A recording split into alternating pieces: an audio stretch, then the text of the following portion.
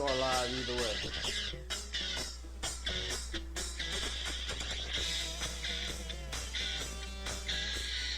We are live. You good? How about face fuck? Not yet. It's still chasing the tail. I mean, we might be secret on, but we're not sure if we really. There we go. Right on right there, huh? That's what it's about right there. Hey, man, is there water over there somewhere? I think I got water. There's water right there. Ah. Yeah, it sure is. Hold on. Water is right there.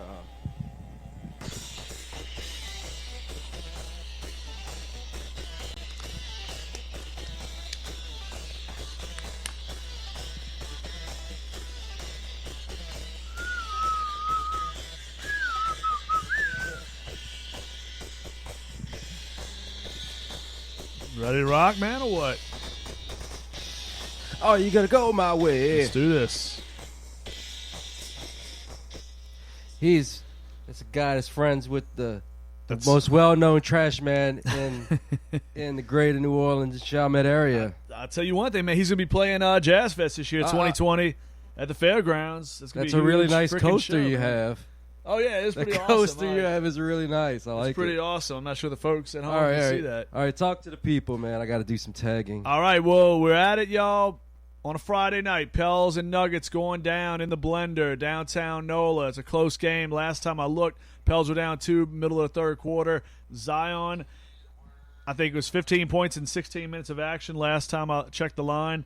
But before we do anything, I know I know you tagging, man, but you gotta give us a date before we do anything, because there's no way you can even proceed without a date. Oh, y'all know what time it is. March. How did we get in March? January, March, man. January, I fast forwarded to a great time in all of our lives, March. But right now it's January 24th, 2020. As always, get them eyes checked. Damn, man. That's wild. Dude, you came with March, my man.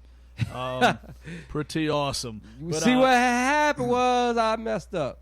I had my head somewhere else. Well, this is our third of the week. We had a great podcast Monday. We did a little express version of it where we had the muff sound in there. That was right before the game, man. Zion's debut was pretty damn awesome. I mean, it started out a little bit pedestrian. I mean, remember, this is a kid making his debut. He's a 19-year-old kid, torn meniscus, out of action for roughly 3 to 4 months almost. You know what I mean? 3 months. 3 months. I think it's 13 weeks to be exact. A little more than 3 months. So, I mean, this is this guy's first NBA game.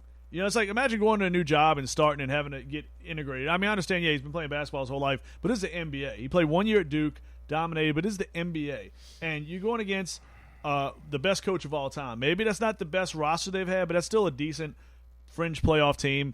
And Zion basically went off in the fourth quarter. I mean, did you get a chance to watch everything that went down in the fourth? Oh, I watched it from the confines of a phone, but boy, whew, damn. If that dude right there hits threes, look the fuck out. And they were giving it to him. I mean, the Spurs were back off. I mean, they were just, Lyles at one point, I think it was. Podol, or whatever the hell his name is, the center, they backed completely off of him. I mean, he was just, able to shoot. I mean, they gave him room. Like, hey, they dared him. They didn't want this guy going off the dribble with his speed, with his power, with his finishing ability. Nobody wanted to get posterized. They were going to give him 5 or 6 feet of room. And like you said, if he can knock down that shot, this dude is going to be just an amazing weapon. I mean, we saw what he could do. To me, what jump-started it all, to me, was the rebound he had in the fourth quarter. He had a great rebound where he really just, it was a super athletic rebound. I know the average fan isn't that excited about a rebound, but, somebody loves basketball, man.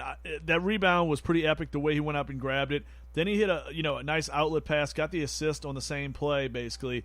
And to me, that was like, okay, this is Zion. He can pass. He has great court vision. The athletic rebound. Maybe this gets him going a little bit. Because, he looked a little out of sync early, But, the 4 threes in a row, the finishing ability, nobody can physically deal with this guy on the Spurs, on the block. What's this, the athletic size combination? Nobody had an answer on San Antonio for Zion Williamson. He started slow, and it was just kind of amazing to see so many people jump off the wagon after one half. Mark Jackson, man. 2 points at the half. Yeah, and people were actually on forums talking shit. I mean, honestly, 2 points at the half is terrible for a guy that played 8 minutes. Eight whole minutes. 4 minutes in each quarter. Not even enough time to, get integrated into the flow of things. Yeah, the people that were like calling this guy, I mean, look, there's a few idiots out there. Most of us know what's up, and we have enough common sense to understand what's going on. But there were people actually saying he was a bust after the first half, and reiterating Mark Jackson's statement saying he looked out of shape and all that stuff. Look, I mean, did he look out of shape when he was kicking the shit out of people in the fourth quarter? Could he slim down maybe a little bit at some point? Yeah, but you know what? Let this man do what he's doing, because apparently he's doing well tonight. Was that literally the worst case of recency bias we ever seen? Because they had all of this information and this and that post didn't age well. Let's say that. Much, I mean, not a lot of game film, but a lot of college game film. Right. We've seen enough. Right. We've seen enough to know he's not a bum. Yeah. And people are jumping off the bandwagon or the wagon or the Zion train or the Zion hope, wanted to, maybe see if they can get a trade for him after the first half. Like, what is up with that? Like, people have to have understanding of what goes into sports, man. And, these games, whether it's football, basketball, whatever, you got to play all 4 quarters, man. And, I mean, what he did in the fourth quarter made you forget about anything that happened earlier in that game. Because let's be real, the Pels shot poorly. They missed their first, 7 or 8 3-point attempts. The main guns who've gotten us here at this point in the season, to this point where we're actually starting to compete again, Brandon Ingram, Drew Holiday, Lonzo, JJ, they had off games. You know what I mean? They weren't really productive. Well, that's for the first half. That's a whole other subject. Because that's a whole other subject with the Zion coming back. How you integrate these guys now have to integrate to Zion, because Zion is the fulcrum of everything that's happening. How is Brandon Ingram going to react to another alpha on the team? That's a guy that's been dominating the ball and dominating the scoring for this team all season, helping them get on a nice winning streak lately. That's put them back into contention. He's averaging right around 26 points a game. I'm gonna take a look at something real quick. Zion came back and he had a really bad shooting night. Now, is this going to continue? That's a big story to keep an eye on. Not good all of a sudden, man. We were there last time with the Pels 14-2 run. It was a 2-point game a little while ago. It is a 13-point Denver lead. 13 points, just like that. Not sure. They must have went on a rampage. Gentry probably waited too long to call a timeout like he typically does. They're down 13. Still, look, you can still make that happen. I mean, they were trailing double digits, I believe, in Wednesday's game in the fourth quarter. Was it 12 or was it 10 or something? They went into the fourth quarter. Honestly, that game, I mean, San Antonio carried an 8 to 15-point lead for the majority of that game. Until a game's a 20-point game, it's really not out of reach in the NBA, because teams score so fast. And when teams are scoring 120 points a night, 13 points in the grand scheme of things is not a big deficit. You just got to make a couple stops. The adhesion thing, to me, like everybody coming together. I'll say this. You watched the players the other night. You watched Drew Holiday. You watched Lonzo. Lonzo was really force-feeding Zion, which I loved. I mean, that's what Lonzo has to be. He's a distributor first before anything else.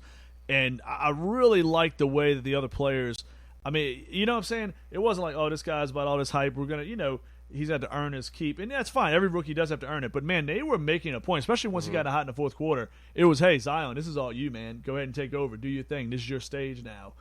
Make this happen. And I'll tell you, I got to applaud the team the way, the players on the floor really responded with that. They know what this kid could be. They know how special of a talent he is. And, I mean, but it was just really great. I'll tell you this, man. We did an article on Tailgate, 504.com. We went on a website, and we said, this is the team that New Orleans has always wanted from a basketball standpoint. Hey, where can you check out that article? Tailgate504.com. Check it out. It's on there. We got it on Facebook as well, the Tailgate page. That's still new. We just switched over from the old name, so that's still kind of new, but the article is up there. But the basis of the article was when they got here in 2002, Baron Davis, Jamal Mashburn, those guys, we still felt like that was Charlotte's team. And Davis didn't stay here too long. We had that Chris Paul era. We had the Anthony Davis era. And those were great. But you know what? They were tarnished by bad management, bad trades, 2 superstars that won it out eventually. Now, this, to me, is possibly the deepest team you've ever had, in my opinion. I know that team that year with Chris Paul, they got to the second round with David West and Chandler and Peja.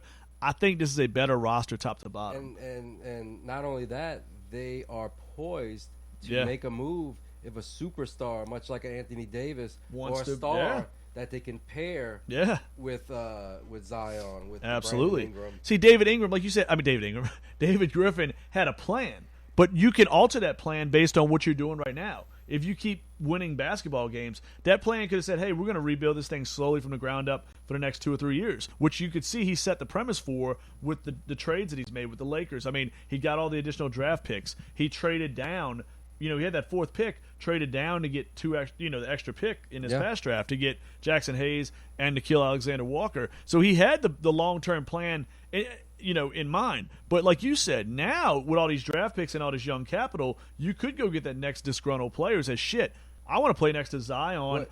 We know what Drew's about. We know what Brandon Ingram's doing. We know what JJ's about. We like this team. What if Damian Lillard keeps being disgruntled with a team that's probably not going to make the playoffs this year? I'll tell you one thing. You know what? You're saying that, and nobody else is saying that, but I think that's a freaking badass point. That's a badass point, man. Who in the league has better assets than to go make a move for? I'll tell you this right now. What's Lillard's contract? He just re-signed not that long ago, didn't he? Or was he? Would you say his deal was? That's a good question. Let me see if I can get someone Lillard's deal. But no, okay. Put together while I look up this stuff on Lillard, man. What do you think is a reasonable trade package just off the top Miss of your Lorena of the magazine location says that Davis wasn't a leader. He wasn't. Dude, I've said that from day one. I think he was uber talented, top 5 talent in the league, but he was never a leader, and that's right. I mean, you could see it. The way he carried himself, Davis is more, and it's maybe, I don't know whether you want to call it a soft mental thing. He's a phenomenal talent, but he just did not have it. Chris Paul was a leader. He was a floor leader. He was a guy that 2 minutes left in the game, you trusted Chris Paul. Anthony Davis was more, he needed somebody else to be a voice or maybe lead by example. He's a phenomenal talent, no doubt about it. I mean, the guy is one of the most talented players I've ever seen in my lifetime. But the leadership thing, I think she's 100% on with that. And to me, Zion, it's going to take time, but he doesn't need to be that leader because you have Drew Holiday. At 19 years old, it's unfair to make a kid a leader, just feeding off of her point. But you have Drew Holiday, J.J. Redick, Derek Favors. Those are your leaders right now. Man, and that's a great group of leaders. I hate to interrupt this show, but there needs to be an interruption. Shit. We got a cat on set, but we got a dog in the audience. A big dog. Ted, the big dog. Militello. DJ Fusion from back in the day. Ted will know what that's all about, man. Ted used to do them house parties, man. Had the girls in the wet T-shirt contest. Ted spinning the wheels of steel. It was some wild times back in the day in the parish, bro. Ted was feeling it up, man, with DJ Fusion. But we are an interactive podcast, so if y'all have something to say, let it be known. And look, if you don't want to talk to us, talk to this guy right here, to this lady. Hey, here. She doesn't want to. Let's hear what she has to say. What do you have to say about all of this? Can you give us your opinion on the Zion era?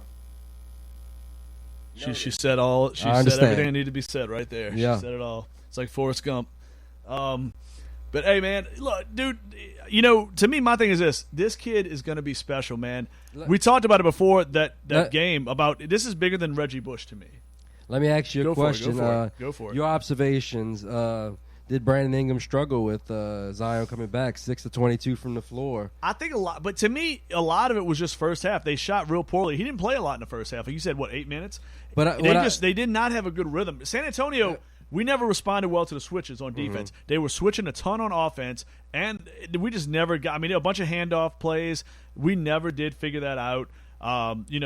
Derek White, Murray, those guys had really good games. And LaMarcus Aldridge just ate our lunch. He had 32 points, 14 rebounds. Derek Favors played well defensively as far as fundamentals say, but he could not do anything. Jackson Hayes was a little more effective against Aldridge, but offensively, I don't know. They were just out of sync this whole game. They never had a pace. They never had a pace. They looked like I caught most team. of the second half. What I saw was Jackson Hayes getting bully balled into the post. He was, but Aldridge was missing shots though. He was missing pretty shots much every time on him. Oh no, I saw. He lit up Favors hard. Favors had no chance. Like Hayes came in, and when Hayes came in, he missed like his first 2 or 3 attempts. I want to say when Hayes came in, Hayes obviously doesn't have the body type to hang with Aldridge, but he bothered him. I mean, the dude's jumping around like a maniac. He's like a wild, 7-foot chicken almost at times with his head cut off. Another guy that could soon be disgruntled and may become available. What about a Steven Adams? Nobody's going to back down Steven Adams. I'll tell you one thing right now. I like Derek Favors a lot, man. And Jackson Hayes is going to be a big-time player in this league. It's going to take a couple years because of where he's at right now. He's got to gain some weight, learn the game more. But Steven frickin' Adams, dude. I'll tell you right now I'm taking Steven frickin' Adams, man. What's up? You got something on there? The cat is